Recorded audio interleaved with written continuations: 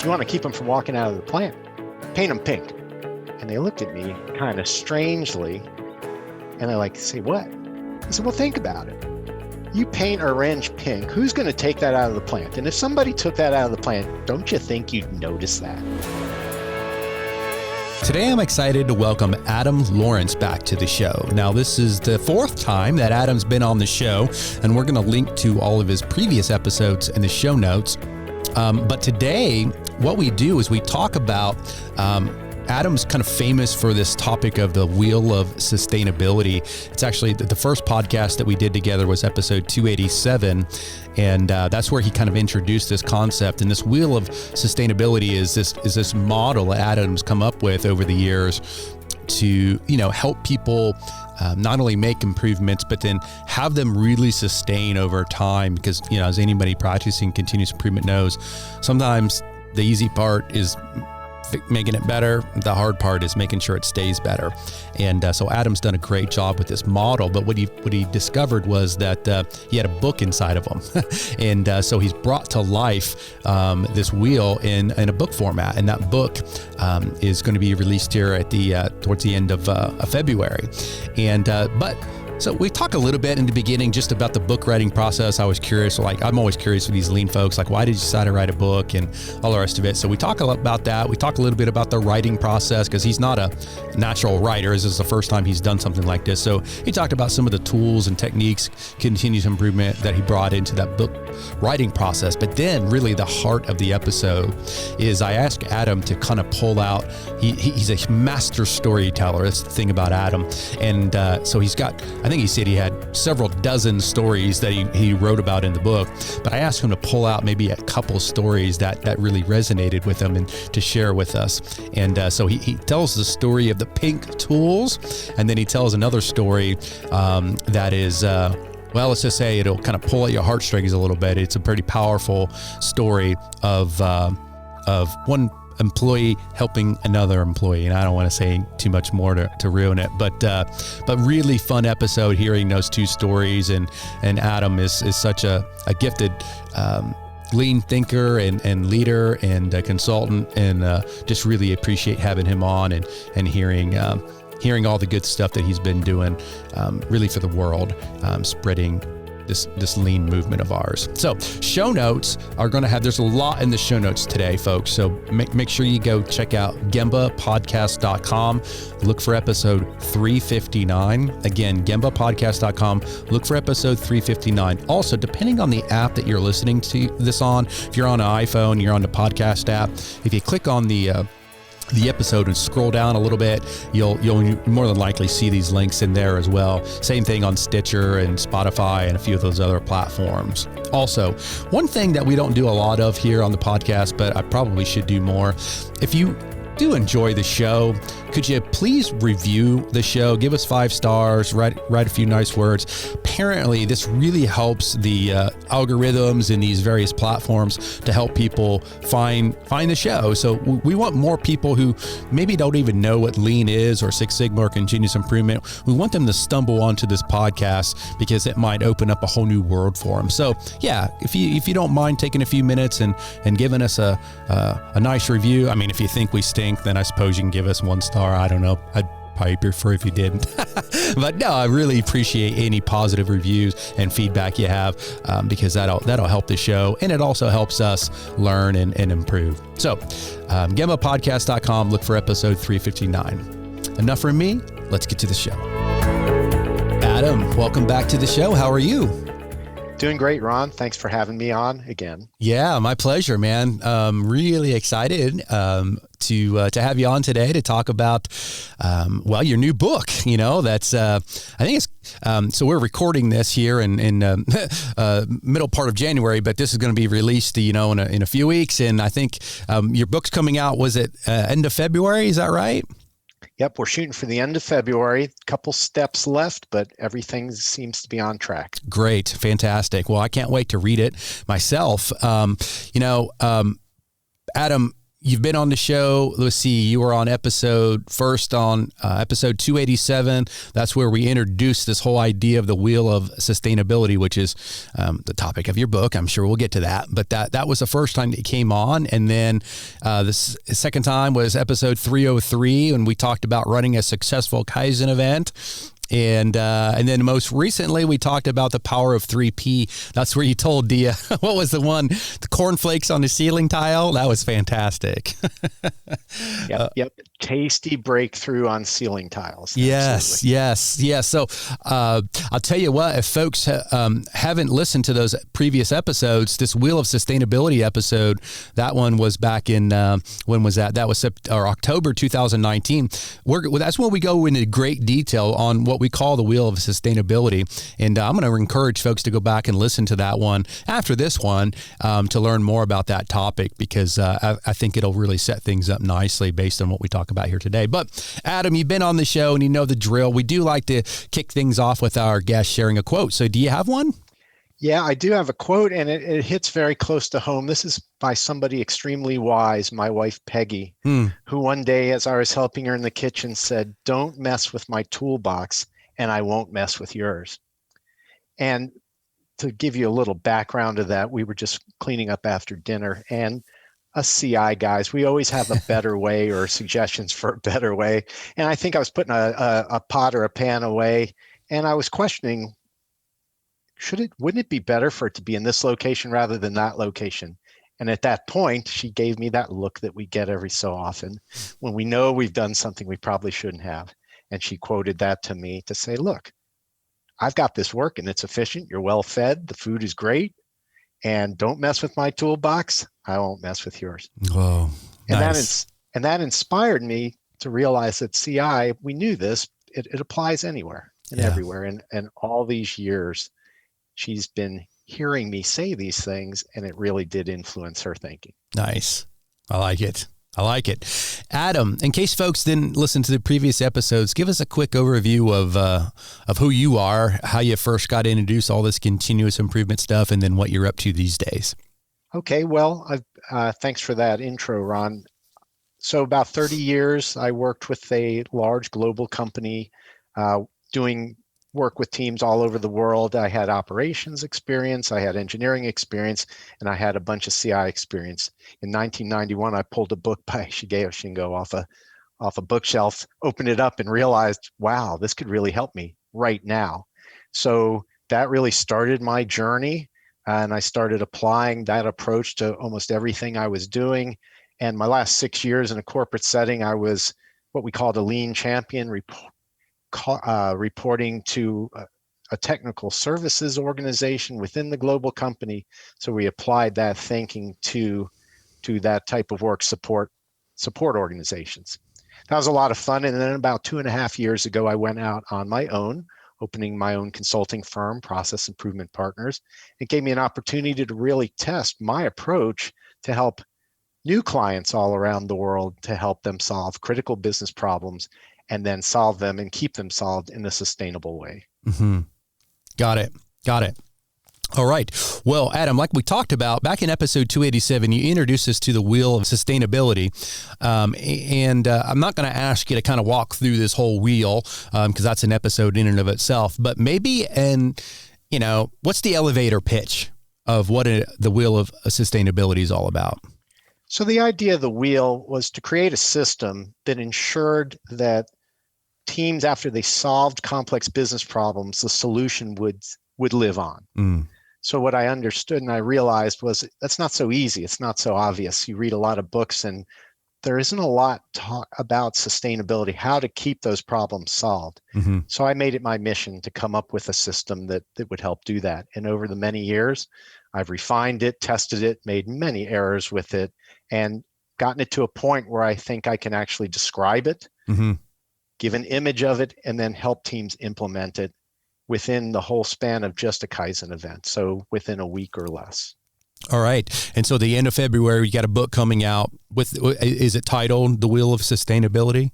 Well, that's the main title, The Wheel of Sustainability. And the subtitle is Engaging and Empowering Teams to Produce Lasting Results. Mm-hmm. Okay. So why the book? Why did you feel the need to write a book?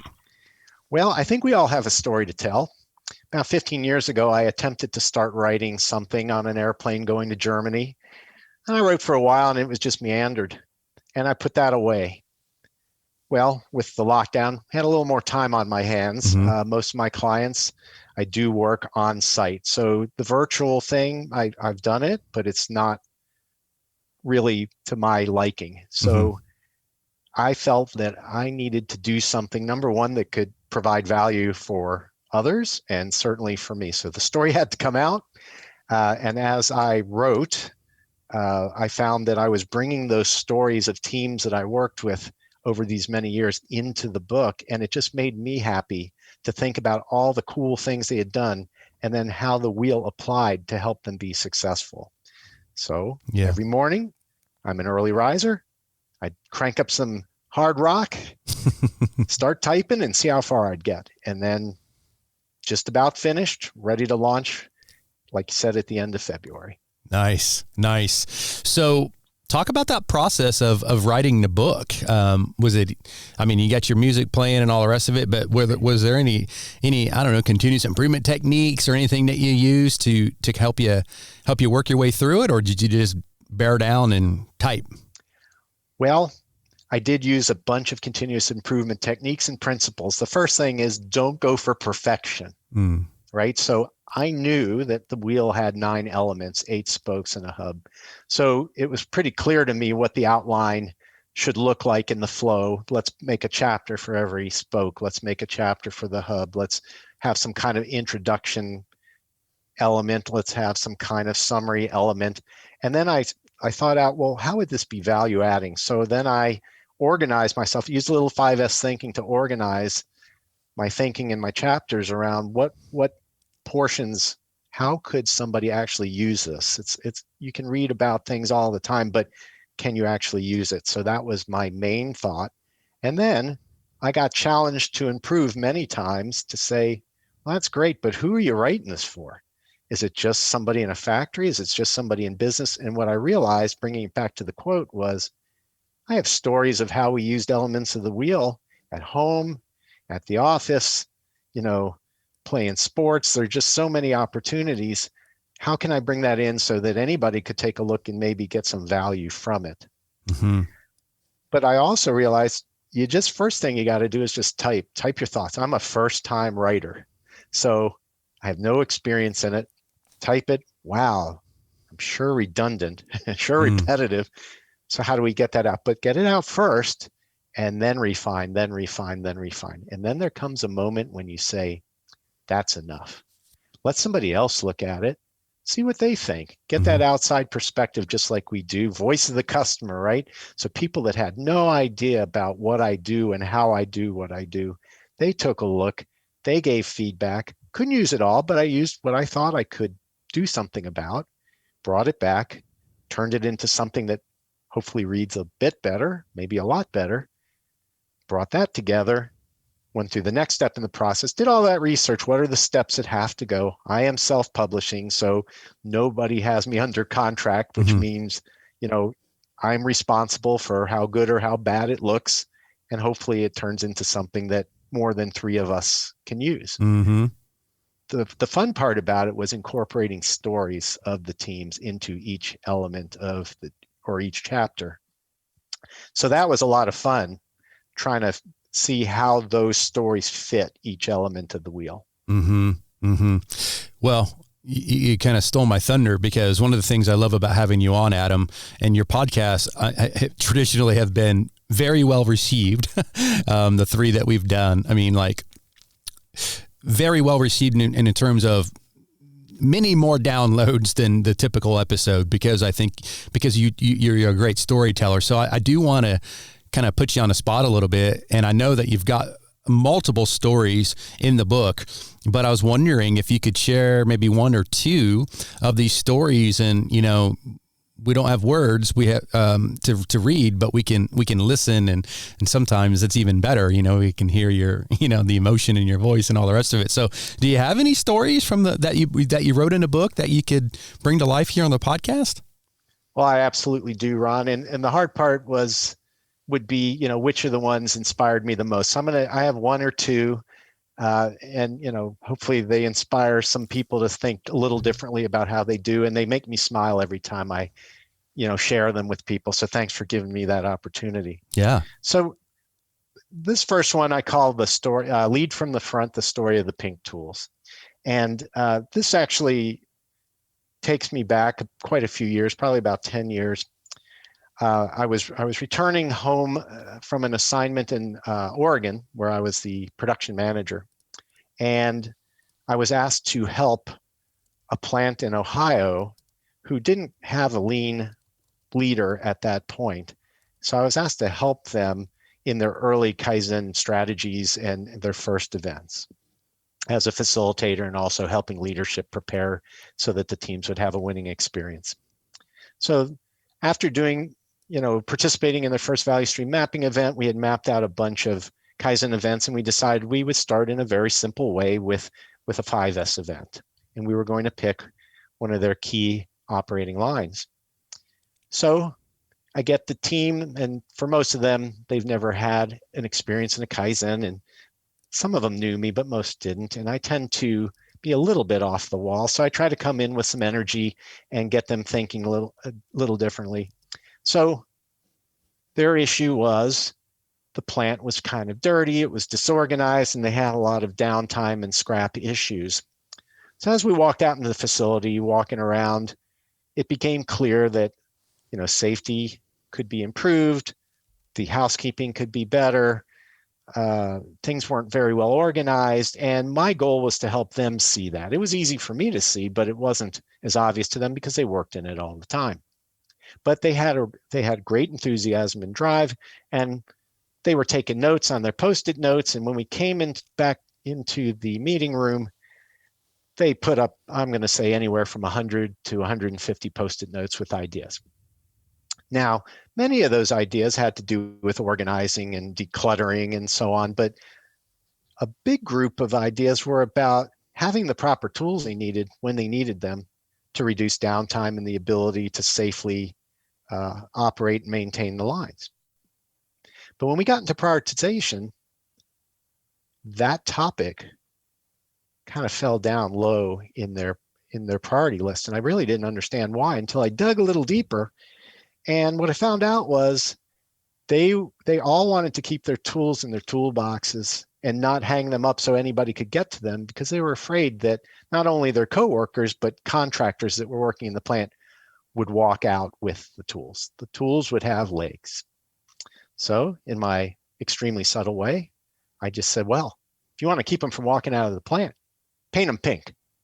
And they looked at me kind of strangely, and they're like, say what? I said, well, think about it.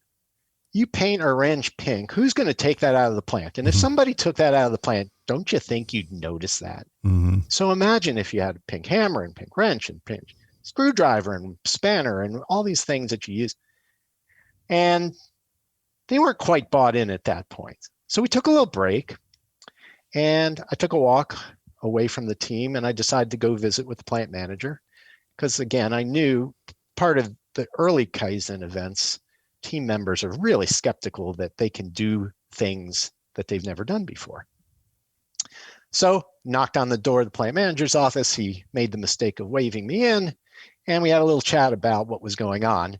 And he was pretty aware of, the issue and the lack of trust about tools walking out of the plant. So I told him that, I had made this pretty extreme suggestion, but also that I needed his help. And I needed his help because at some point, somebody was going to violate the rules of the tools. And the rules of the tools were the tools either in use or in place, but nowhere in between ever. I said, here's where I need your help, Mr. Plant Manager. What I need is the day that happens, the first time, I need you to raise such a fuss. I need you to pound your fist and stomp your feet and raise hell. Mm-hmm. Now, this guy was pretty soft-spoken, so I don't think he was going to raise hell the way I would want him to raise hell. Mm-hmm. But he said he'd take the idea under advisement, which was good. That was close. That was almost like get out of my office, but at least he was willing to think about it. Yeah. So I took a walk back to the team, and By the time I returned, they were ready to send me to the hardware store. So they said, okay, we're going to send you to the hardware store. We'd like you to get some paint. I said, well, I'll go look for some pink paint. Well, we're not so sure about pink. When you get to the hardware store, tell us what you find and we'll tell you what to get. I was like, okay, sure, I can do that. So I get to the hardware store, give them a call. In the hardware store, I see blue, I see green, I see pink, I see red. What do you want? Oh, we'll take red. Okay, I'll come back with red. So come back from the hardware store and team members are just happy as little clams, painting their tools red. Okay, not pink, close. It's kind of a dark shade of pink. We'll just call it that. Okay. So through the rest of the week, now what happened was that kind of built some momentum. Now they're doing something that they never thought they could do. Not totally bought into the idea, but it's kind of fun, kind of different. And they created a really nice little tool board. And this really disorganized line and dirty line and safety risk line became clean and organized and labeled and decluttered and safer and all these wonderful things. And at the report out at the end of the week, the team was just so proud of their work. We gave a tour. The plant manager chimed in to reinforce the rule of the tools. And I thought, well, that's really great. I wonder what's going to happen in the upcoming days, weeks, months. Well, about a month and a half or 2 months later, I was brought back to do either the second or the third Kaizen. I can't really remember. But in the middle of the Gemba walk, I hear my name being yelled at me. Adam, when you're done with them, can you come over here? Guy's waving at me. I said, sure. So give me time, wait for the break. So at break time, I go, and it's one of the prior team members. He says, Adam, check this out. Check this out. I said, well, what's going on? I kind of knew, but he said, look at the board. I said, well, it looks like a board with a lot of red tools. What are you showing me? He goes, none of them are missing. And I say, okay, did you do that for me? He goes, no. I said, well, have they gone missing? He said, one time. I said, well, what happened? He said, well, the plant manager raised such a fuss that it never happened again. And that's the pink tools. Nice. I pulled up, from episode 287, we linked to a diagram of the wheel of sustainability. And I was thinking, as you were telling a story, I was looking at it, and one of the spokes there is visible evidence. The very next one is all tools are available, and the one right after that is clear benefits. So it's like, if I'm understanding things right back from that episode and the wheel itself, it seems that you definitely got at least 3 spokes, but there's also accountability on the other side and recognition. So it's really many of those things in that one story are kind of covered in your wheel. Is that right? That is right. Now it actually finds its way into 2 of the chapters. I couldn't use it everywhere. Yeah. But visible evidence is where it first shows up. You're right, Ron. Recognition, see somebody else telling the story, but clearly in the center of the wheel is leadership commitment. So plant manager made that commitment to do something he normally would not have done. Very soft-spoken guy. I had worked for him in the past in corporate. We knew each other well, and he gave me a little leeway when I said pound your fist and stomp your feet. Got it. You're right. Very good. What's the second one? Well, okay, the second one is probably one of the most emotional ones that I've been lucky enough to be a part of, and I call it breaking through the edge. So this was done one of my changeover Kaizens that I did with a team out in Oregon in the mid 2000s. So our goal was to do a changeover event, a SMED event, on the main production line. There really was only one, and like any good Kaizen event, we do some voice of the customer and we do some Gemba walk before we get deep into the changeover, observations and so on. So we took a walk around the line again, making notes of ideas to improve things for changeover. So again, organization and settings and visualizations and all these wonderful things.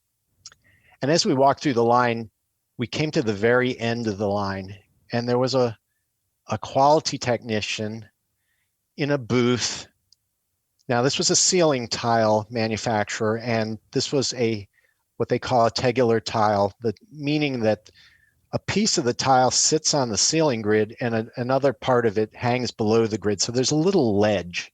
There's a little ledge that sits in that ceiling grid to make it kind of a 3D effect. Mm-hmm. So this quality technician, what she had to do was she was measuring the color of the paint to make sure that the edge paint, which was painted with different process than the face paint, she had to find out that the paints matched up. So she had to use a thing called a colorimeter. It just measures the various components of color and says, yep, you're 98%, correlated, or 22% correlated, or whatever. And the only way she could do that on this 2 foot by 2 foot tile was to take a box knife, a utility knife, and physically by hand cut those 2 foot edges so that she could put the colorimeter on that short edge that was going to sit below the grid. Mm-hmm. So she really wasn't part of our changeover, but the team was very interested in this. It apparently was their top safety risk identified in the plant, and engineers had been working on it to no avail. So we spent a little time talking to her to find out, how bad is this? Well, her wrists hurt at the end of the day because she was doing this test about once every 10 minutes. Okay. So lots of notes were being taken, but again, this wasn't really part of, our changeover process, but yet we couldn't ignore the fact that this was a major safety risk. Yeah. So we worked on changeover and we were making some great progress. I had a number of operators, a number of mechanics, a team manager, and a couple staff members on the team. And about in the middle of the second day, one of the mechanics came up to me and said, Adam, I just can't get that box cutter process out of my head. I need to do something about it. Can you give me about an hour or two to work on it? And I said to him, I love it. This is exactly what you should be working on, but it's really not in our charter scope. I said, so I'm going to tell you what, Kaizen's a team sport. Let's ask the team what they think.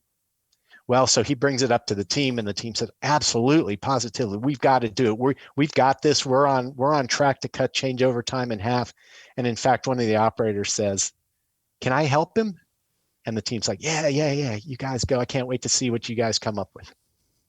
So they go off on their little mission, and the rest of the team, they're working on their thing. And about an hour and a half, 2 hours go by, and the two guys come back with this thing that looks like a wood vise. And they've got a 2 foot angle iron on each side of the jaws of the vise. So just think of a wider wood vise. And they've got big grins on their face, and they're really proud. Something's about to happen. They're ready to show us their invention. They even put little casters on the bottom of this vise so that they could wheel it anywhere they wanted to go with it. Mm-hmm. So they bring it up and they have a ceiling tile, and the mechanic says, check this out. And he puts the tile in vertically, closes the vise, and pops this thing, and it just breaks off clean as anything. And we all get slack-jawed. We're like, wow. So somebody says, let me try. And they try it, works again. And everybody had to get a turn, of course. He said, well, okay, let's give it the ultimate test. So we take it down to the quality technician, to her booth, and we call her out to say, hey, look what they just built for you. And so she tries it, pops the thing over, and it breaks clean off. And she gives this 6'4", 310-pound mechanic, I think, the first hug he ever got at the factory. And he blushes, it was just amazing. And we're just so proud. He goes, now, just remember, this is just a prototype. This is just a prototype. She goes, I don't care. It worked. Can I have it now? Yeah. He's like, well, let me finish it up, and absolutely, it's yours, but it's just a prototype. We'll do it. So anyway, so we finish our work and we decide, we're going to give this report out about our changeover, and we're going to save the best for last. So the entire staff comes out. We do it right out on the factory floor. In those days, we didn't do PowerPoint presentations. What we would do is we'd invite them to our meeting room. we'd have a couple folks on the team kind of describe the process they went through, and then we'd give a tour of the changes we made. And that seemed to be fun and interactive. So we took them around the line and showed them all the cool stuff. And there's a lot of clapping and, whoop whooping and all sorts of stuff. But we said, but wait, there's one more thing we want to show you. So, but to do it right, we need our quality technician. So we call her out from her booth, and the mechanic and the operator and she put this thing in the vise and pop it over, and it breaks off clean as day. And in my lifetime, I have never seen 15 people's jaws hit the floor at the same time, but they did that day.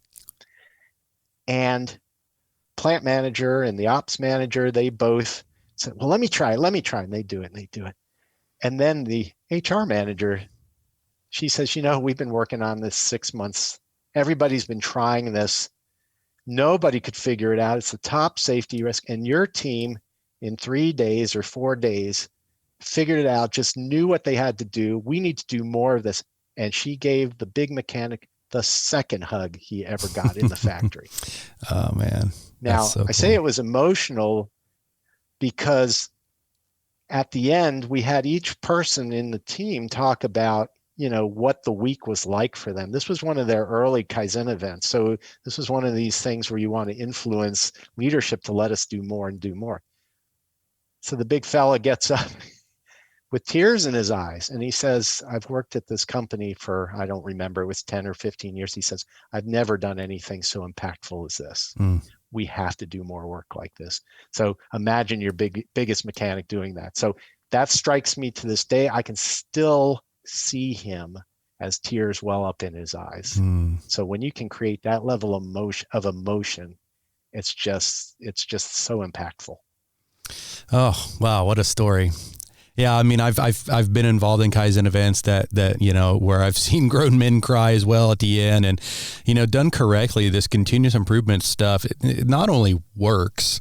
I mean, I think most people listening to this podcast probably agree it works, but it will leave like an indelible mark on your soul if you do it the right way and with the right spirit and genuinely trying to help others. And that's what that mechanic was trying to do. He was trying to help someone, right? A colleague who was struggling and had a dangerous job and all the rest of it. And yeah, what a wonderful example of Kaizen done correctly.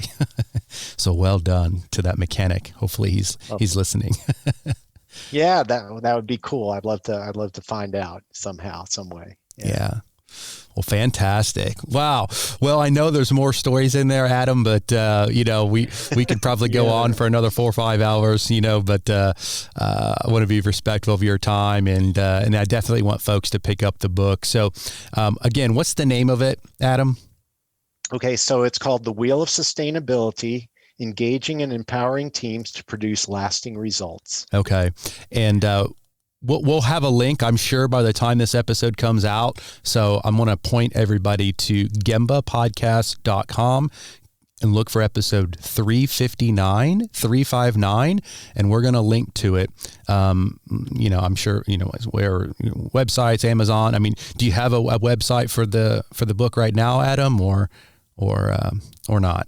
Yeah. So the goal, we're going to link it. We're going to send it up to Amazon, making the assumption that they approve it. Mm-hmm. There hopefully will be a Kindle version as well as a print version. I don't know about you, Ron, but I like to have a book in my hand. I guess I'm kind of old school that way. For sure. I'm also going to put it on my website. It's not on there yet, but by the time this airs, it should be. Mm-hmm. So check out pi-partners.com, and there will be a pre-order. If somebody actually wants me to sign a copy, happy to do that too. So we'll have a way to order it there, also through Amazon, and hopefully more than 3 people will find value in it. Yeah. And that's the goal. And like I told you earlier, we all have a story to tell. This one just had to get out. There are about 30 to 35 stories similar to this, trying to give that image of those various components of the wheel. So hopefully if one doesn't resonate, maybe the second one will. Yeah. Yeah. Well, listen, there's more than 3 people at work at Gemba Academy, and I think I'm going to buy a copy for everybody here to read. So you've already beat 3, can tell you that. So, and I want mine signed, by the way. So I need those instructions on how to make, we can talk about that offline though. Absolutely. Wow. Absolutely. Yeah. Well job writing the book, man. I know that's not easy. I've never done it. I mean, I've written hundreds and hundreds of blog articles, but I've never put it all together in a book. So congratulations on that. That's a huge accomplishment. Adam, if folks do want to connect with you directly on social media or anything like that, what's the best way? Right. So I have a personal page, Adam Lawrence, on LinkedIn, and I also have a business page, Process Improvement Partners. You can also find me. I have a YouTube channel. Mm-hmm. So some of the stories, I share them in video form. Nice. So it's just look for Adam Lawrence. There's a few Adam Lawrence channels. So, maybe look for Wheel of Sustainability and you might be able to find me. Yeah. Right. That's about it. But, there's good contact information. You can call or email me anytime. Just love to talk this stuff with anybody who's interested. Awesome. We'll put all your contact information on the show notes. Again, gembapodcast.com. Look for episode 359. And we'll also link to the other 3 podcasts that we've done with Adam in the show notes. So if you're listening to on Stitcher or podcast app on the iPhone or whatever, just kind of scroll down and all those links will be there. All right. Well, Adam, thanks again for coming on, my friend. It was fun as always. I know we'll probably cross paths again on the podcast down the road because I know you got a lot more stories to share. Well, thank you for having me, Ron. It's been a pleasure, and I really enjoyed speaking with you and your audience again. All right. You take care. You too. Thanks for listening. Whether you've been on the continuous improvement journey for many years, or perhaps you're just getting started, Gemba Academy is here to support you. And while we're best known for our more than 1,500 Lean and Six Sigma teaching and virtual tour videos, we also have a team of experienced Lean and Six Sigma practitioners available for one-on-one coaching, as well as a variety of Lean and Six Sigma certification options. To learn more and to schedule a demo, head on over to gembaacademy.com.